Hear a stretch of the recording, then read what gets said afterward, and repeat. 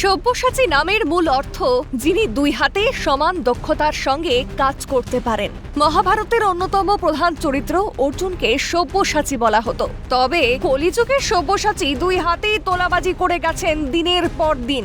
বর্তমানে ধৃত তৃণমূল নেতা সব্যসাচী দত্তকে বগল দাবা করে রাজারহাটের দুটি ফ্ল্যাটে ম্যারাথন তল্লাশি অভিযান চালায় বিধাননগর উত্তর থানার পুলিশ। তল্লাশি অভিযানে উদ্ধার হয়েছে কিছু পরিমাণ সোনার গয়না কেনার রসিদ ও গুরুত্বপূর্ণ নথি। উদ্ধার হওয়া যাবতীয় নথি ও সম্পত্তির উৎস বর্তমানে খতিয়ে দেখছে পুলিশ। উদ্ধার হওয়া সামগ্রীর সমস্তটাই বাজেয়াপ্ত করেছে পুলিশ।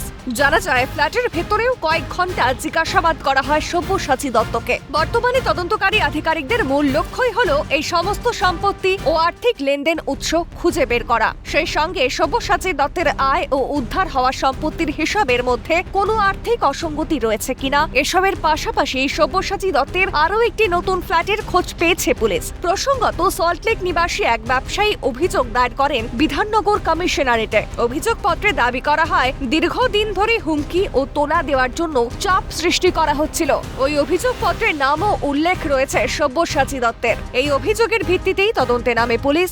এরপর 9 জুন রায়গাছির একটি আবাসনে অভিযান চালিয়ে সব্যসাচী দত্তকে গ্রেফতার করা হয়। ক্যামেরায় প্রসন্ন নস্করের সঙ্গে মফিজুল ইসলামের রিপোর্ট, ক্যালকাটা নিউজ।